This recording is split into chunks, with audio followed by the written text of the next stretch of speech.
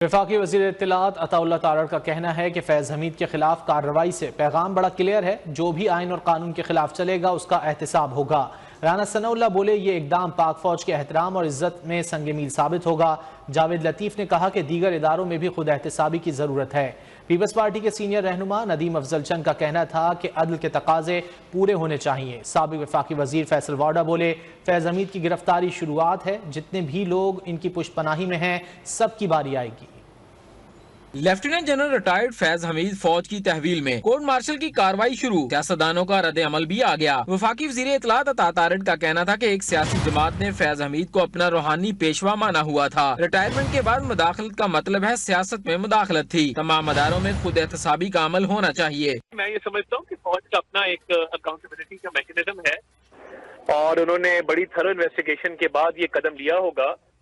मगर जो post retirement violation पाई गई हैं, इसका मतलब ये है कि जो आज हकीकी आज़ादी का नारा लगाने वाली सियासी जमात है, कहीं ना कहीं उससे कुछ ताने बाने मिलते थे। वज़ीर आज़म शहबाज शरीफ के सियासी मशीर राना सनाउल्लाह ने कहा कि 9 मई और उसके बाद के वाकयात में भी फैज हमीद का नाम लिया जाता रहा। कहा जाता है पीटीआई जिस हिकमत अमली पर चलती रही, इसके पीछे फैज हमीद थे। सियासी मामलात में फैज हमीद खुलकर मुदाखलत करते थे। फैज हमीद के साथ और भी लोग शामिल होंगे। बड़ा गैर मामूली वाक़या है और इसकी मेरा नहीं ख्याल कि इससे पहले कोई मिसाल मौजूद हो इस लेवल के ऊपर कि वो बहुत ही अहम ओहदों पे जो है वो रहे हैं।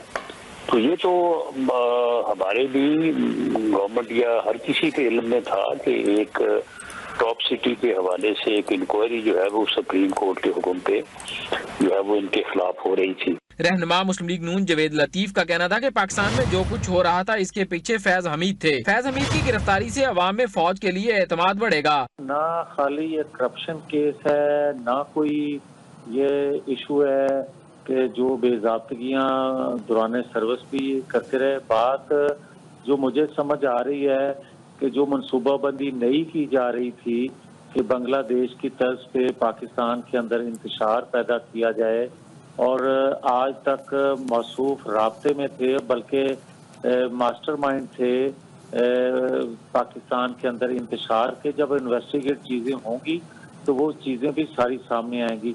पीपल्स पार्टी के सीनियर रहनुमा नदीम अफजल चंद ने कहा कि पीटीआई दौर में फैज हमीद बहुत अहम थे। सारे मामलात वो ही चलाते थे। मखसूस लोगों को निशाना बनाने का तासुर न दिया जाए। मुल्क के साथ खिलवाड़ करने वाले तमाम अफराद का बिला तफरीक एहतसाब होना चाहिए। गिरफ्तारियां तो जिन्होंने जो कुछ किया है उनकी गिरफ्तारियां तो फिर होनी होती हैं। जो जैसे जितने बड़े मामलात में आप जितनी पावर एंजॉय करते हैं उतना बड़ा एहतसाब भी आपके गले में आता है।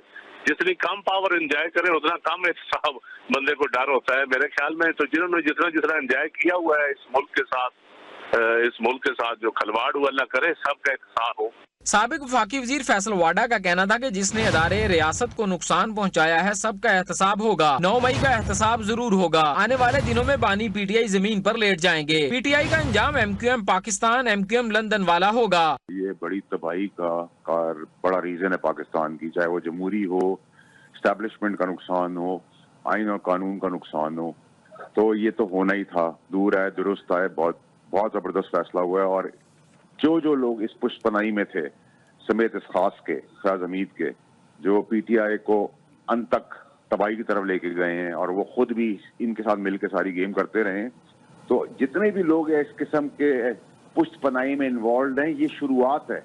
अभी बड़े बड़े बुत गिरने। मुल्की सियासतदानों ने पाक फौज में कड़े एहतसाब के अमल को सराहा और उम्मीद जाहिर की कि आइंदा भी मुल्क को नुकसान पहुंचाने वाले अफराद का बिला तफरीक एहतसाब जारी रहेगा।